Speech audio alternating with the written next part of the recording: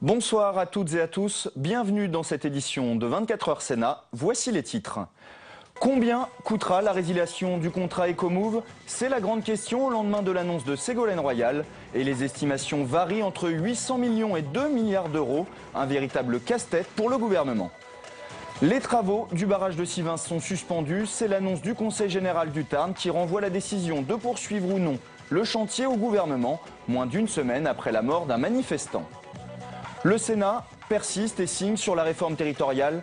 Les sénateurs ont terminé cette nuit l'examen du texte et ils continuent de défendre une France à 15 régions, deux de plus que le souhait du gouvernement et de l'Assemblée nationale. Ce sera donc à l'État de trancher sur la poursuite ou non des travaux du barrage de Sivens. Le Conseil général du Tarn s'est réuni ce matin et a seulement suspendu le chantier, renvoyant la décision définitive au niveau national. Les explications de Mounir Soussi. Face à la pression grandissante autour du barrage de Sivens, le département du Tarn a décidé de faire un pas en arrière.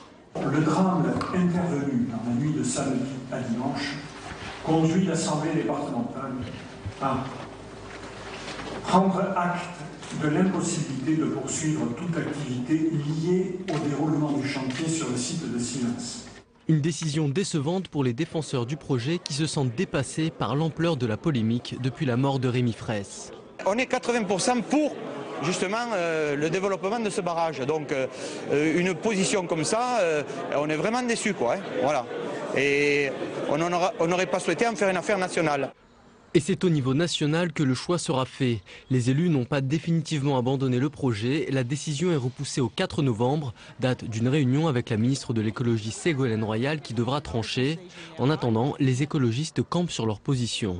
Ce que nous disons, c'est qu'il faut arrêter ce barrage et pas le suspendre. Et je pense que ce matin, le Conseil général, en décidant de suspendre, ne veut pas en fait regarder le dossier dans son entièreté. Bientôt une semaine après le décès de Rémi Fraisse, la tension ne retombe pas. Hier soir à Rennes, des débordements ont émaillé une manifestation et de nombreux rassemblements sont prévus dans tout le pays ce week-end.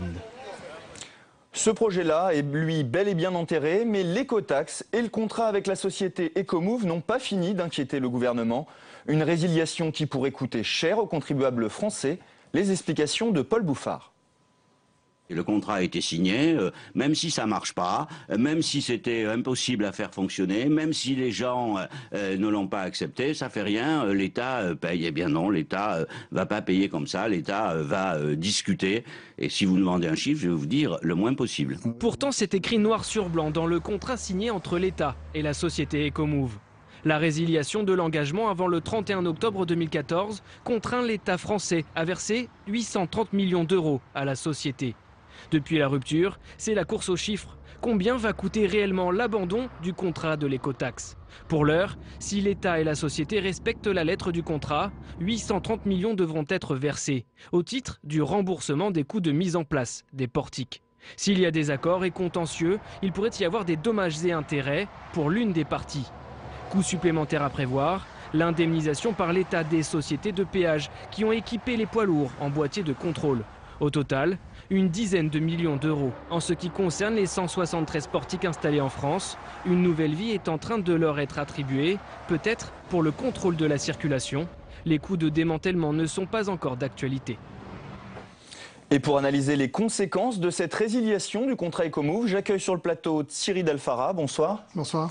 Vous êtes avocat associé au cabinet UGGC et un spécialiste des partenariats publics-privés, ces fameux PPP dont le contrat avec la société Ecomove est un exemple. Alors Alain Vidalis et Ségolène Royal plaident l'inconstitutionnalité du contrat. Est-ce que c'est un argument recevable selon vous? C'est un argument en tout cas assez audacieux.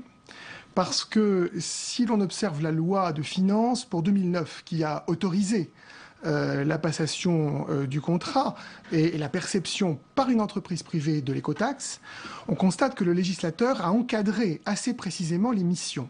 Le gouvernement parle de délégation de souveraineté. Quand on lit la loi, c'est loin d'être une évidence. Et le législateur a aussi encadré les modalités financières de perception de la taxe. Donc l'argument est loin d'être évident. L'État a fait la loi et pourtant il voudrait revenir dessus, la déclarer inconstitutionnelle. Est-ce qu'il peut s'entêter dans cette décision ? Théoriquement, évidemment, il le peut, mais l'argument serait très déraisonnable. Parce que c'est la première fois que l'État invoquerait l'inconstitutionnalité de sa propre loi. Tout ça pour aboutir à ne pas appliquer un contrat qu'il a lui-même signé. L'effet sur les autres contrats de l'État serait absolument dévastateur.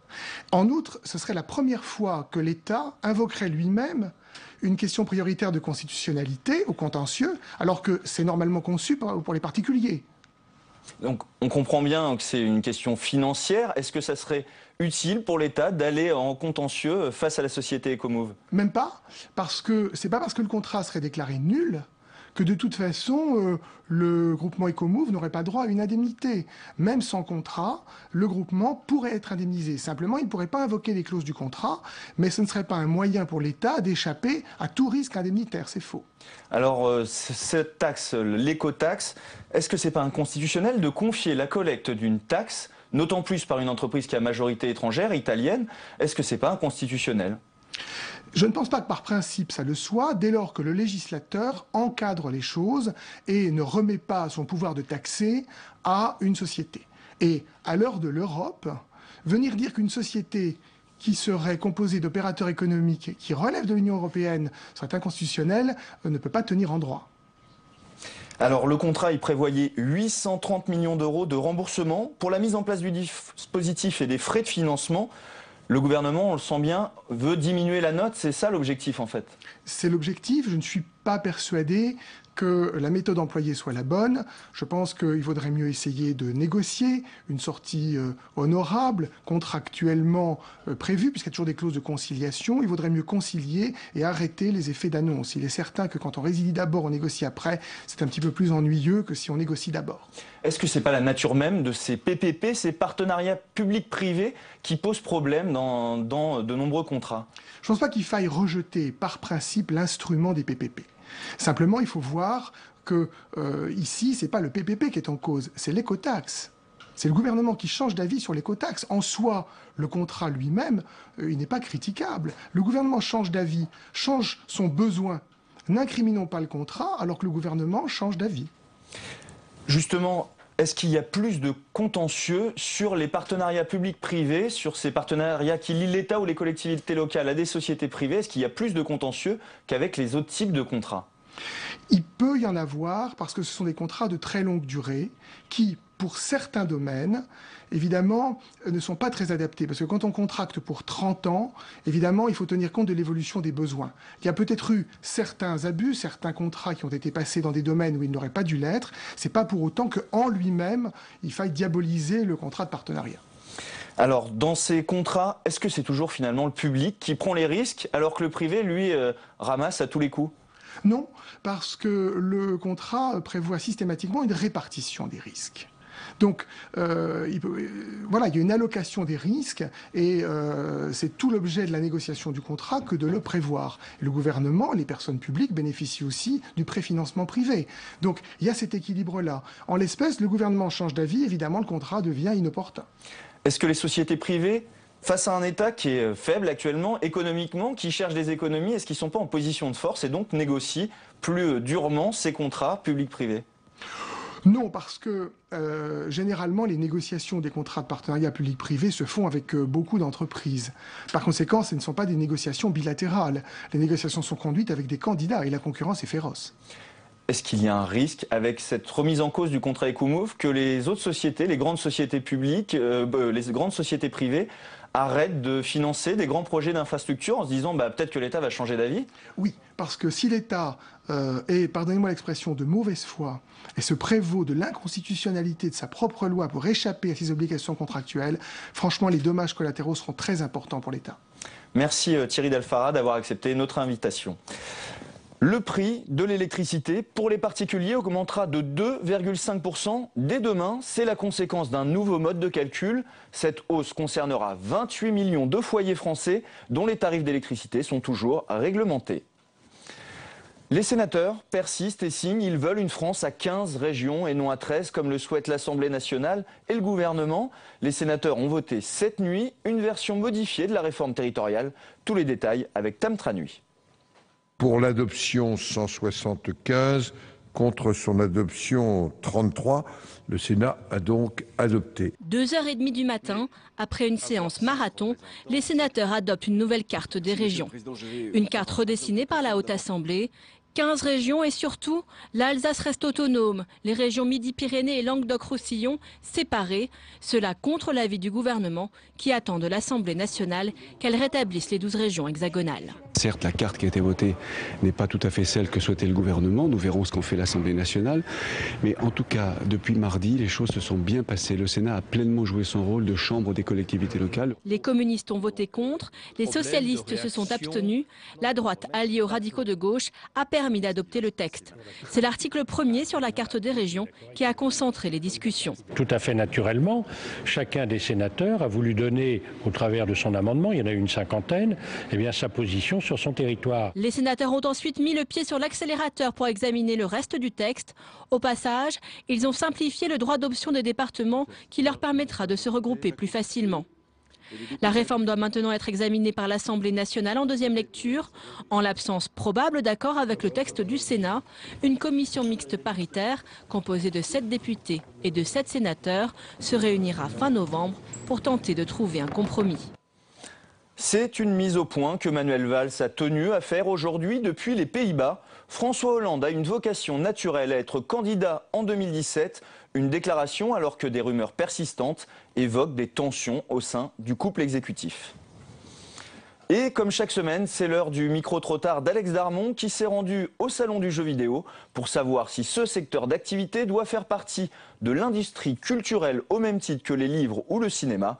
Regardez et réagissez sur les réseaux sociaux.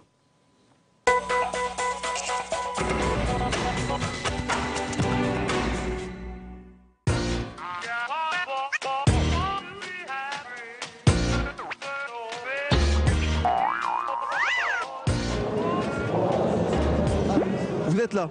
Cette semaine, on est au salon du jeu vidéo pour parler d'un rapport remis par les sénateurs André Gattolin et Bruno Retailleau sur l'industrie du jeu culturel et des jeux vidéo en France. Comment relancer leur création? Faut-il davantage taxer les jeux vidéo? On va aller voir ça. J'arrive, je suis bien parti. Est-ce que pour vous les jeux vidéo c'est de la culture? Oui. Pour quelle raison? Demandez aux petits, il vous dira mieux. Ça les détend, ça les défoule, tout ce qu'on veut. Il y a des gens qui vont adorer le jeu vidéo avec l'histoire qu'il y a autour, avec les différentes possibilités. En quoi ça peut être de la culture que de tuer des gens ou de faire une course de voiture? C'est l'évolution de la société, je pense. Donc ça fabrique des cerveaux très rapides, beaucoup plus rapides que les nôtres. Moi j'ai 82 ans et je m'amuse avec les jeux vidéo. Quand on joue trop aux jeux vidéo, regardez ce que ça fait. On perd la boule. On perd la boule, hein. L'univers geek, c'est une culture à part entière.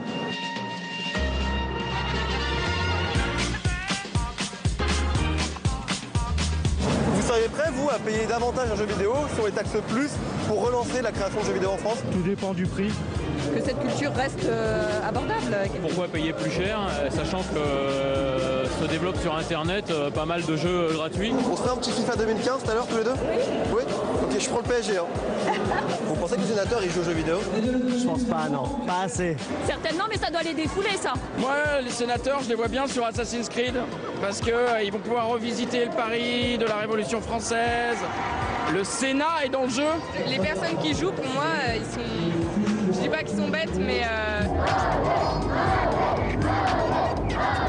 Les jeunes qui sont ici, c'est pas pour se cultiver. Mais bien sûr que oui, le jeu vidéo c'est de la culture. Tu crois quoi? Bon allez, qui veut m'affronter maintenant? C'est la fin de cette édition. Merci de l'avoir suivi. Je vous laisse en compagnie de Caroline Deschamps qui, cette semaine, dans la politique CNeT, revient sur les clowns qui terrorisent aussi les réseaux sociaux. Excellente soirée à toutes et à tous sur Public Sénat.